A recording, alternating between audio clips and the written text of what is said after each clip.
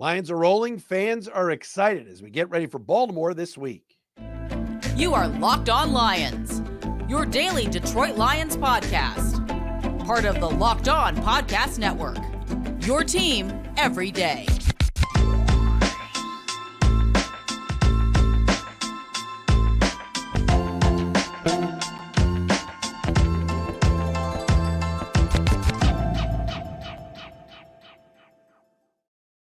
And what's happening, everybody? Matt Dery with you. It is another edition of Locked On Lions right here on the Locked On Podcast Network, your team every day. It's Monday, Victory Monday, October 16th, and a Tuesday, October 17th.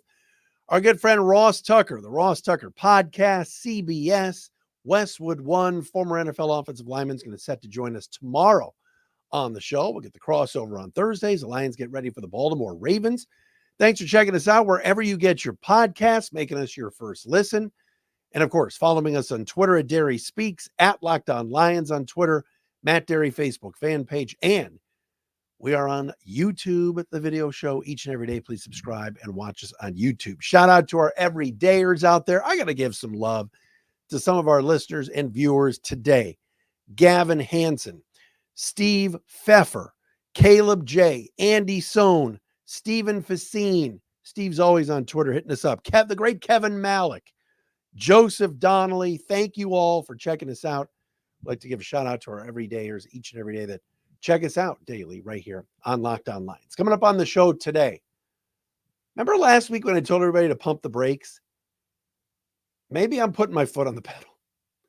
The David Montgomery injury we got to talk about. An update on that. Pro Football Focus grades from yesterday's win against Tampa Bay. Ooh, Todd Bowles. And looking ahead to Sunday against the Ravens, all of that coming up today right here on Locked On Lions. We're brought to you by the Gametime app. Today, download the Gametime app, create an account, use code LOCKEDONNFL for $20 off your first purchase. Last-minute tickets, lowest price guaranteed. All right, so the Lions are 5-1 after yesterday's win, another double-digit win and another blowout, if you want to call it that, over the Tampa Bay Bucks. And with Philadelphia losing to the Jets, and with the Niners losing to the Browns, the Lions are right up there at the top of the NFC at 5-1.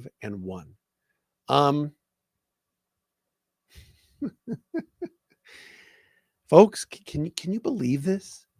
Like, you went to work today, you probably had this feeling that you haven't had in decades, right?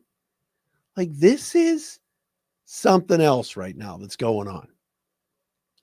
Offense, defense, special teams, coaching, the front office. Like, think about all the guys that didn't play yesterday. You had your Pro Bowl left guard out. All right. You had something called Katie Owoshika playing left guard. Coyote Owashika, whatever. He's out there. You have Dan Skipper out there on tackle eligible plays. All right. No Brian Branch, no Jahmyr Gibbs. David Montgomery gets hurt in the first half. And this team just keeps winning. And they're not just winning close games. They're not just escaping like the Minnesota Vikings did last year. They are pounding people. And to sit at 5-1, to be this excited about this team at this point in the season, and to look up and hear all these national folks, and yes, heard about Colin Cowherd today using the words Super Bowl. And these power rankings will come out tomorrow. It's crazy. But it's real. And it's real because they're doing it the right way. They've built it from the inside out. They're strong on the O-line. Their D-line's coming together. Think about how good and how well guys like Aleem McNeil are playing. Think about what the run defense has done. And yes, you look down the street 3 hours away in Cleveland, and the Browns defense is number one, and they're winning all the metrics and everything else, but the Lions are right there. Another game yesterday where they did not allow 100 yards rushing. And it's all well-deserved. And I get it. I said this yesterday. They have not exactly run the gauntlet or faced the gauntlet of quarterbacks that back in the day you used to face. All right? This is not the old days of going up and having to face Dan Fouts and John Elway and Jim Plunkett in the same division back in the day, in the old AFC West, or David Craig and Jim Zorn in Seattle. All right. I'm riffing now. Or back in the day when it was Boomer Esiason, Warren Moon, Bernie Kosar, and, Bubby Brister in Pittsburgh. All right. Those were, you ran the gauntlet each week. All right. Growing up in the 80s when I was a Browns fan, we had to see Boomer Esiason and Warren Moon and Terry Bradshaw twice a year. I get that the Lions are facing Baker Mayfield, who yesterday missed a couple of deep balls that would have been touchdowns. One of them, Kirby Joseph, was 10 yards behind the receiver. All right. So they are catching some breaks, but they're not just squeaking by. They're blowing people out. And if you want to, and last week I told everybody to pump the brakes. This week, here's what I'm telling you. And I saw this stat today. I got to give the shout out to the person that put this out there. Of course, I lost it. Come on. Oh, I hate when I do this. All right. This was from Greg Waddell. I don't even know who that is, on Twitter. He wrote, games remaining versus teams with winning records. All right. These are the top 3 teams in the NFC. Philadelphia has 7 games left with teams with winning records. Home against Miami, Dallas, Buffalo, and San Francisco, and on the road at Kansas City, Dallas, and Seattle. All right. Eagles are 5-1 like the Lions. 49ers have 6 games remaining with teams with winning records. Tampa Bay, Seattle, and Baltimore at home. Jacksonville, Seattle, and Philadelphia on the road. That's the 49ers. What about the Lions? Greg Waddell, by the way, writes for the field of 68. So shout out to Greg. Philly has 7, Niners have 6, Lions 2. 2 games left. 2 games remaining out of 11 left against winning teams. None at home. 2 on the road. This week against Baltimore. And week 17 against Dallas. The remaining Lions home schedule, they face no teams right now that have winning records. Green Bay doesn't. Chicago, Minnesota. Who else are they playing at home coming up? Raiders. Right? 2. 800-777-2907. If anybody gets that reference to the old one-on-one sports, shout out to you. The Lions have a shot. The Lions have a shot to finish with the 1 seed. It's not out of the realm of possibility based on schedule. Now, again, Jared Goff has to stay healthy. Not that Teddy Bridgewater is bad, but Jared Goff right now is putting up MVP-type numbers. He's playing at a very high level. All right? Things still have to go their way. They got to stay healthy, but the Lions are in good shape. They are legit. Are they as good as San Francisco or Philly? I'm not sure yet. But that is reality setting in that this team can go places. They're 5-1. They're after their best start since 2011, and they haven't played the Bears yet, and they haven't played Minnesota yet. And their toughest task within the division is done. They already did it. They beat Green Bay at Green Bay. That's the second best team in the division. All right. Now the division is hot trash, but still have to play the games. It's exciting. Very exciting. All right. Feels like heaven a little bit, doesn't it, for Lion fans? And you guys that showed up, I have friends that told me today they were in the stadium yesterday in Tampa, and they were so excited about being there that they're going to Baltimore next week, and they were like on the Gametime app and other apps buying tickets against the Ravens for next week. Dan Campbell said it today. Yeah, our road record is 3-0, but it's not like we're playing on the road. These feel like home games.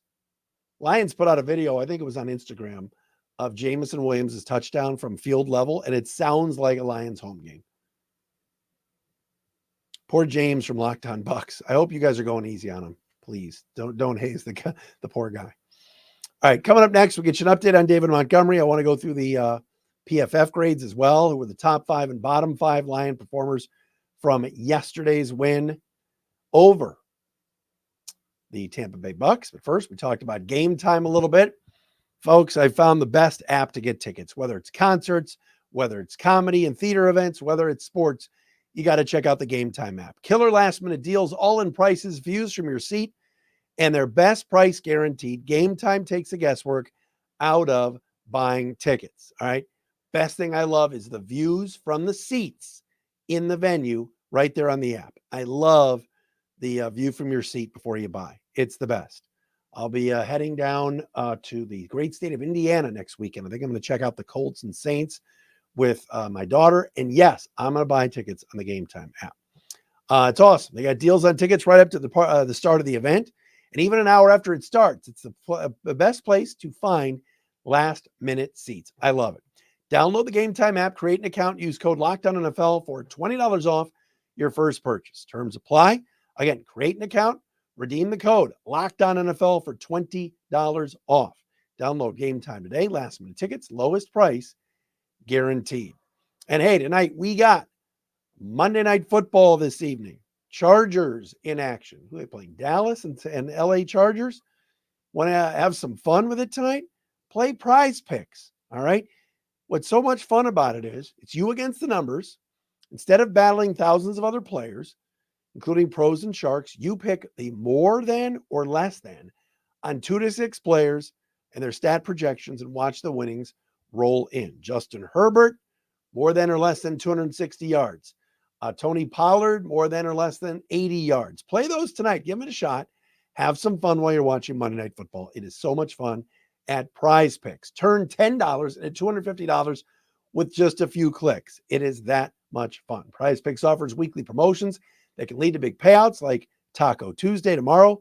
Each Tuesday, PrizePicks discounts select player projections up to 25% to provide even more value. All right. People love this. Give it a shot. Go to prizepicks.com/LockedOnNFL.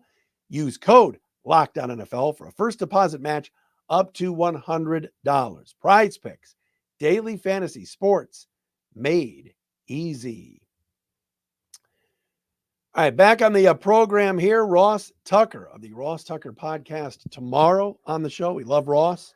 Great guy, and we can't wait to have him on tomorrow. All right, here's the update on David Montgomery. Yesterday, of course, caught a screen pass, broke it out for like 20, 25 yards. Shaq Barrett of the Bucks tackled him from behind, and he landed right on his ribs. And the one reason why the Lions liked David Montgomery was he barely missed any games in his first 4 years with the Bears. Very durable running back. Now he's already missed one game, and he's going to miss some more time, according to Dan Campbell. It's going to be a while because he has a cartilage injury with his ribs. So not a good thing. Now, a couple of positives on this. Number one, Craig Reynolds. Come on, I can hear you all saying it at home. Come on, Craig. Craig Reynolds was awesome yesterday. Whether it was catching the football, running the football, the block downfield is like the greatest block in the history of Lion football. Right up there with the Mark Spindler block field goal in Philadelphia. I don't know why I thought of that. Shout out to the Spin Dog. Hope he's doing well. So number one, Craig Reynolds is ready. Excellent backup, ready to go. Number two, Dan Campbell said today, Lions head coach, that Jahmyr Gibbs is trending toward returning, coming back from his injury that has kept him out the last couple of days or last couple of games. So good sign getting, if you go into next week with Gibbs, a Divine Ozigbo, and Craig Reynolds, I think you'll be okay. Remember, the Lions only had 3 healthy running backs yesterday. So I still like the scheme, still like what this team is doing. I love David Montgomery, the way he's played. He's been fantastic. But you play the cards that you're dealt. Injuries are a part of the game. And the next man up whole thing has really worked for this franchise, right? I mean, Brian Branch has missed multiple games. Jahmyr Gibbs has missed multiple games. David Montgomery's missed a game. Amon-Ra St. Brown has sat out a game with an injury. Team already lost Chauncey Gardner-Johnson for the season, right? Tracy Walker or Kirby Joseph missed action. So this team has been okay. They really have played well. Don't love losing David Montgomery, but they got a heck of a back in Craig Reynolds to back him up. So got to keep those guys healthy, but that's the very latest on Montgomery. Hopefully it's not an IR situation where he'll have to miss 4 games, but we'll have to wait and see. As of right now, Dan Campbell just said cartilage injury, and it could be a little while. So we'll have to keep you updated throughout the week on that. This week is not going to be an easy game. They have got to be able to run the football against the Ravens. Baltimore has always been pretty stingy against the pass. Yesterday overseas, they pretty much shut down Tennessee's offense. Baltimore's a weird team. Like, they're not great by any stretch of the imagination. And when they get in the red zone, they get very conservative. And they don't let Lamar Jackson do what he does. But, you remember from a couple of years ago, the Justin Tucker field goal that doinked in. Lions played a pretty good game defensively that game, then allowed the late drive by Lamar, and then the Ravens got the Justin Tucker kick to win. That was a much better Raven team than the Lions back then. Now, of course, the Lions are playing at a very high level, so that is good. All right, Pro Football Focus. We love PFF. You guys know that. They did their weekly grades for offense and defense for yesterday's 20-6 victory over the Tampa Bay Bucks. Let's get you those right now. On offense, your top 5 performers has to start with Amon-Ra St. Brown, an 84.4 grade for ARSB. No surprise, the 12-catch day, over 100 yards, and the touchdown. Jared Goff, another solid performance, a grade of 75.1. Third, Penei Sewell, right tackle and star, 73.1.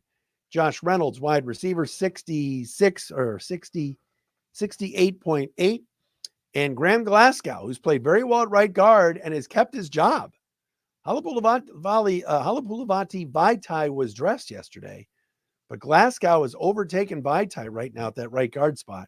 He finished with a 68.8 grade. Bottom 5 Lion performers, it continues to be a struggle for Brock Wright. PFF just does not like poor Brock Wright. 44.5. David Montgomery, 45.6 before the injury. Frank Ragnow, rarity for him, 56.0 grade. Marvin Jones in 20 snaps, 56.7. And Sam Laporta, 59.4. Those are your top 5 and bottom 5 Lion performers from yesterday. Jameson Williams, by the way, checked in with a 66.2. Not bad for JMO. I love how some of you on YouTube are like, I just knew Dery was going to hate on JMO. All I said yesterday was I wanted him to celebrate with his teammates. That's all I said. But did anybody watch the video of him watching his touchdown as he was walking off the field? And he's like, hey, that's a great pass by my guy Goff. That was very cool. All right, on defense, highest graded Lion defender. And I said this yesterday, he had a really good game. And that is Cam Sutton at 81.8. He's been tremendous as a number 1 corner and worth every penny from Brad Holmes so far this season. Number 2, Alex Anzalone, Gaines media poster boy and middle linebacker, 81.6. He's had a really good year. Romeo Okwara came in third at 77.5. Jerry Jacobs, 74.3. Jerry's starting to come on. And Aleem McNeil playing very well. 71.1 for McNeil. Bottom 5 Lion defenders. And these two guys had brutal days from PFF. Kirby Joseph's grade was 27.9. That's abysmal. And again, there were 2 deep balls that Mayfield missed that Joseph was just completely out of position on. 27.9 for Kirby Joseph. Will Harris, not much better, 29.8. Whew. Then there's a big jump. Charles Harris, third worst grade, was 59.3. Aiden Hutchinson, not a great day for Hutch yesterday. 59.8. And Derek Barnes, 59.9. So those are your top 5 and bottom 5 Lion performers from our friends at Pro Football Focus and PFF. How about Brad Spielberg? We had Brad on from PFF on Friday. He said his best bet of the weekend was Lions minus the 3 or 3.5 against the Bucs. So he was spot on. All right. I want to look ahead to what we got coming up this Sunday as the Lions get ready to take on the Baltimore Ravens down in Baltimore. Shouldn't this game have been flexed to like Sunday night? I'm trying to remember what the Sunday night game is. I think it's, I just looked this up and I've drawn a blank. It's not a bad game. I think it's Philadelphia at somebody, but Lions are going to start getting flexed more. That Chargers game in a few weeks, that'll be flexed for sure. That to me would be a Sunday night game for sure for the Lions. All right. Let me talk about LinkedIn Jobs. I've mentioned them before. These days, every new potential hire can feel like a high-stakes wager for your small business. You want to be 100% certain you have access to the best qualified candidates available. That's why you have got to check out, please do, LinkedIn Jobs. They're the best in finding the right people to help your team hire faster and for free. I've been there on LinkedIn Jobs. For my company at Financial Architects, they are great. Easy. You create a free job post. You add your job in the purple heading, hashtag hiring frame, the purple hashtag hiring frame to your LinkedIn profile to spread the word that you're hiring. They use simple screening tools. They ask prioritizing questions. It's great. That's why small businesses rate LinkedIn Jobs #1 in delivering quality hires versus leading competitors. LinkedIn Jobs helps you find the qualified candidates you want to talk to faster. Post your job for free at linkedin.com/LockedOnNFL. That's linkedin.com/LockedOnNFL to post your job for free. Terms and conditions do apply. Oh, baby. So excited to talk to Ross Tucker tomorrow, right here from the Ross Tucker podcast. Kevin Oestreicher from Locked On Ravens will join us tomorrow on Thursday for the crossover as Baltimore's always good. Always good. It's funny how Jim Harbaugh always does those weekly interviews with Brad Galley at Channel 7. And he always talks about how he watches the Lions and he watches the Ravens. Well, here we go. This week, the two teams meeting each other head to head. And when you talk about the Ravens, it does start with Lamar Jackson. Lamar Jackson has not thrown for 300 yards all season. But you know what? Their defense continues to get it done. All right. Ravens held the Texans earlier in the year to 9 points. That was CJ Stroud opening weekend. Week 2, they beat the Bengals, held Joe Burrow and company to 24 points. Lost to the Colts in overtime, but only allowed 22. Browns, 28-3. Held them to 3 points. Pittsburgh in a loss, held them to 17, a 17-10 defeat. And yesterday, Tennessee, they beat them yesterday, 24-16. The Lions love physical play. They are a physical team. They hit you hard. Those Tracy Walker hits at the end of the game yesterday. That's exactly who the Ravens are. The Ravens is kind of junk it up, run the football, short passes with Lamar, finding his tight end, Mark Andrews. It's nothing that their offense that's that explosive. I like the rookie Zay Flowers too. But that defense always comes to play. They're well coached, well drilled, and off to a 4-2 start. They always seem to be right there atop the NFC North standings. And, they just bring it. They just bring it each and every week. You rarely see a Ravens game where they are just out of a game or mail it in or have a bad day. They're always there. Their linebackers are good with Patrick Queen and with Roquan Smith, who of course they got from the Bears. Matabike, kid from A&M, who I wanted the Lions to take a couple of years ago, had a pair of sacks yesterday. Jadeveon Clowney is having a huge year for them. Late signing, and he's played well.